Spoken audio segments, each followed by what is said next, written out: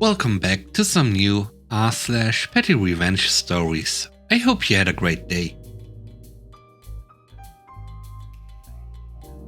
The first story is called Ex-Coworker.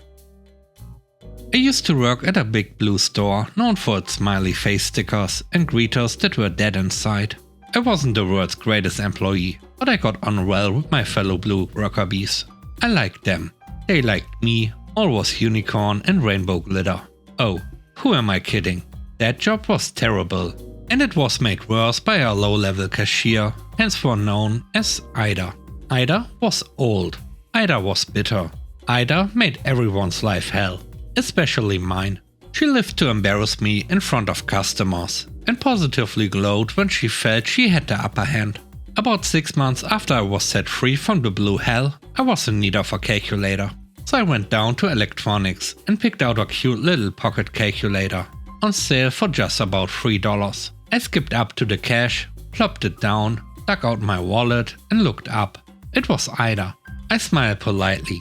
She smirks back and rings my calculator through. $15. Nope, says I. $3. Ida smirked harder.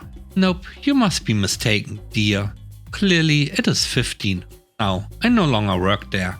I didn't have to take it anymore, so I glared at her. Nope, the sign said free. Please have it checked. Ida grinned at the customer behind me and smirked at me again. Clearly you are wrong.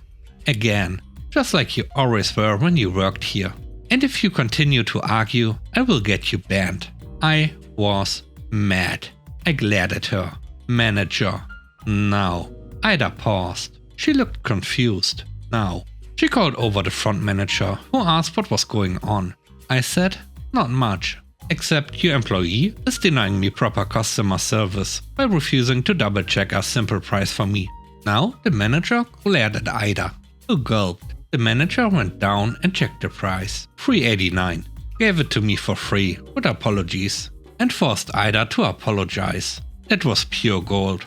After the manager left, I had my moment of pure petty revenge. I looked at her and said, you may have treated me like crap when I worked here, and I had to tolerate your garbage. But I no longer work here, and when I come in here as a customer, you will treat me with respect.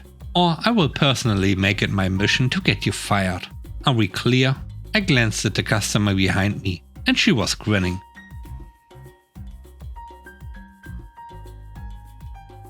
The next story is called Up to Par. My girlfriend and I worked for the same company, in different areas, on different floors. She loves baking and sharing more than eating the stuff herself. She would bring in her goods maybe 3 times a week. The head of her department, Matt, got a little tin and made a little sign. Something like, if you enjoyed a treat, please leave a contribution for this baking. Then there was Karen. I go down to my girlfriend's floor one day to talk to someone, and the vibe is off. My girlfriend looks kinda withdrawn. People are buzzing. Matt looks furious. The treats are on Matt's desk. Turns out someone emptied the contribution tin. Left a note saying the last few baked goods weren't up to par. So they'd emptied the tin as a form of refund for past contributions. Girlfriend had a hard night. She thought about baking something gross as revenge. Got upset, thinking maybe her baking really is bad, and considered stopping altogether. I told her to consider stopping giving them away for free. The next day, I'm called into a meeting. Most of the upper management, client services, etc. We are talking about the baking and the note, and people were upset. I'd love to say it was because girlfriend was universally adored, as she should be, but it was mostly the bullying. And though the baked goods were free for our company, but great for our morale, Matt spoke to girlfriend and basically said if she wanted to keep baking, he'd love it. And a few colleagues had decorated an empty desk on the 3rd floor, specifically for people to share their baked goods, under a camera, near my team. The tin was replaced with a tiny padlock. The next time Karen appeared for a treat, a woman from my team jumped up and stopped her, telling her that they weren't up to par, and basically told her to screw off. More people started baking, and Matt would share the contributions. A picture of the table full of amazing goodies even made it to our website for a while. Karen ended up putting in a complaint about her entire floor. Apparently, every time she tried to lead a training session, people started telling her that her teachings weren't up to par. She tried smoothing it over, not by apologizing, but by bringing in a tray of cheap donuts with a stupid sign saying that no contribution was needed. These were actually good and free. Those donuts had exactly 2 taken, one by Karen, and the other returned with 1 bite missing, and a note that said, "Not up to par." Matt even called their next team outing, "Who's up to par, T?"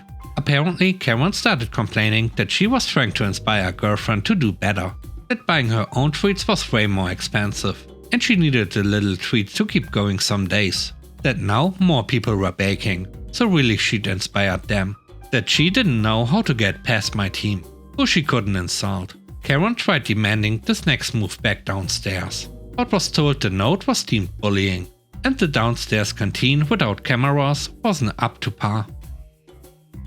The last story is called Salary. I was working at a startup company with around 50 to 60 employees as the head of the software development unit. We were a team of 8 software engineers, and the rest of the company was administration and support or security personnel. The company was in a small city, and it was difficult to find good software engineers. We had this problem that whenever we found someone good, they were migrating to larger cities after a while.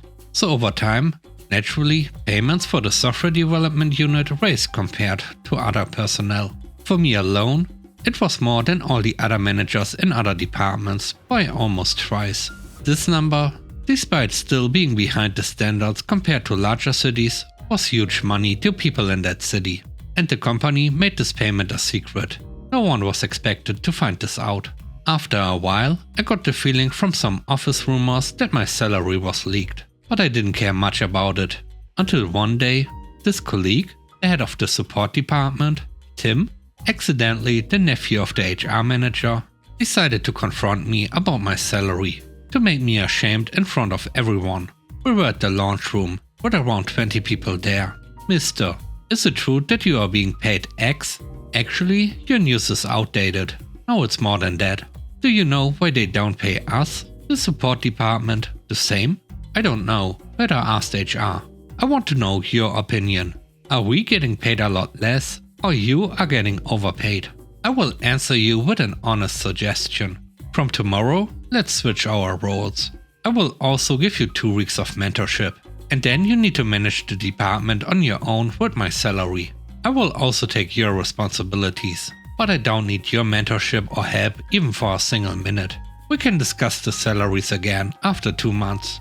At this point, everyone started to laugh, including one of our senior accountants, who never was seen laughing. Tim at this point blushed and continued with, "No, I knew why you are getting paid this much. I just wanted to know how we can increase ours," which wasn't his initial statement. Then again, I advise you to discuss it with HR.